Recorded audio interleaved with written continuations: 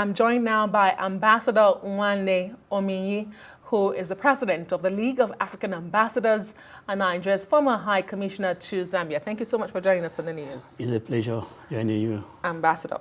Well, let's begin by what happened in Addis Ababa, Ethiopia, generally, an overview of the summit.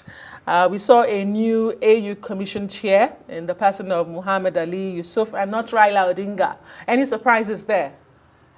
Well, for those of you who are outside the diplomatic community, it looks surprising. But for those of us who are there, we know that there is no surprise at all because you can hardly predict AU election. AU election is different from national elections, where personal popularity counts.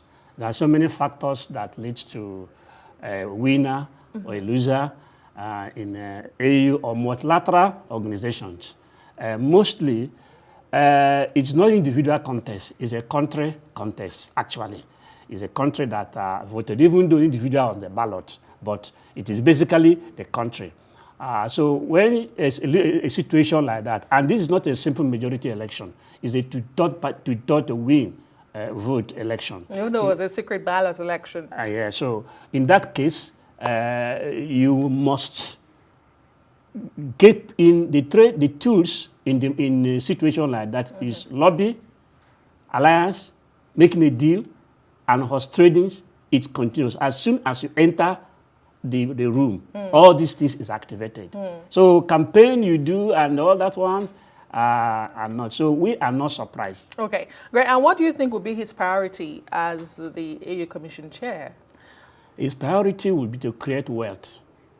We have begged for a long time, Africa. We can't be lacking in the midst of plenty. We hold the wealth of the earth. 60% arable land of the earth is in Africa. We have a good sunshine. We have a good rain. Why are we importing food? So it's a time to walk the talk.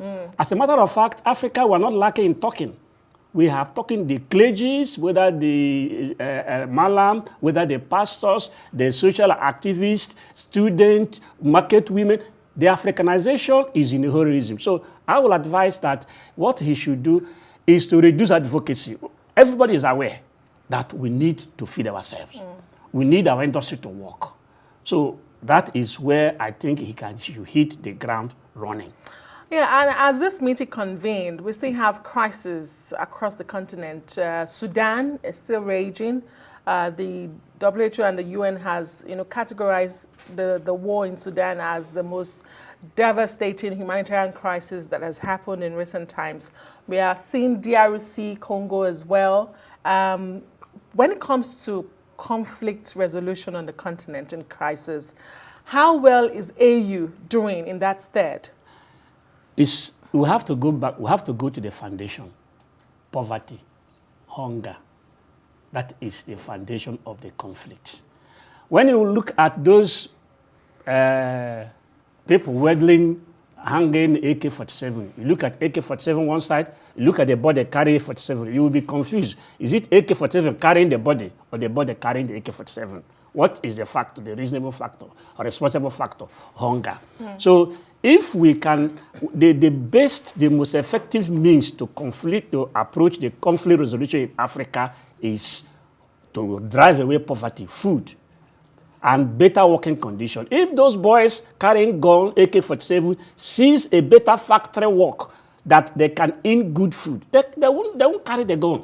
But in this situation they find themselves, the game players, external game players, who are benefiting from the crisis, the conflict, who are lifting the minerals, who are benefiting, they are just giving them peanuts to keep them there. So it still boils down to driving away poverty. Let's talk about the role of Nigeria. One of the largest population, one of the largest economies. We're still waiting for that rebasing result to come out sometime this week to know if we're back to number 1 or still remaining number 4. But as a key contributor to AU, we have the president who is currently the chairman of ECOWAS. Do you think we have positioned ourselves as a power broker in the AU? What do you make of Nigeria's outing this time around? Well, I would say basically that is a work in progress. The truth of the matter is that African continent, all the countries in Africa, is waiting and looking up to Nigeria for leadership. And there is no other country in Africa that can play that role effectively. But you see, in international politics, it's about what you bring to the table. It's about what you bring to the table. They look up to us for aid. They look up to us even for human capital development. In fact, all the ambassadors in African countries, each time they engage the president of that country, it is bring investors, bring investors. So we do not, it is not the issue of the investor coming to Nigeria from Africa. It is Nigeria going to there to invest, and that is the demand. So and I don't know how long, they are becoming impatient for Nigeria. So nobody will play that role. That role is there for Nigeria to play. What must we begin to do to play that role effectively? Again, we have to fix the home front. Because it's like a woman or a family who the neighbors the neighbors' children are looking up to get food from. But you still don't have enough even to feed your own family first. So, and this is not about government. This is about you and I. This is about the market women. This is about the industrialists. This is about the entrepreneurs to play that role. Because the government is to provide an enabling environment. It is us, the players. So the African continent is there waiting for Nigeria. Some will argue with you that perhaps that enabling environment is not yet enabling enough. I mean, you talk about infrastructure, there can energy. never be enough enablement, but you make it enabling. So there is no excuse. There is no excuse. There's no Today excuse. you can generate your power. You can even provide your own security. So what is the role of to some government? extent. Well, what is the role of government then? No, they are still doing it. It's the complement. We complementing it. So most of the big factories today generate their own power. So the issue of there is no power is no more an excuse. You see, I tell in the diaspora, when each time I meet with them, I say, granted, you people are stars shining in foreign land. But stars do not shine in the noon. They shine where there is dark. In quote, let me agree, Africa, there is darkness. That is where you have to come and shine most. So there is apparently no excuse these days. A very optimistic outlook and positive nationalistic outlook as well. Thank you so much, Ambassador Omoniyi, the president of the League of African Ambassadors and Nigeria's former High Commissioner to Zambia. We do appreciate your time. It's my pleasure.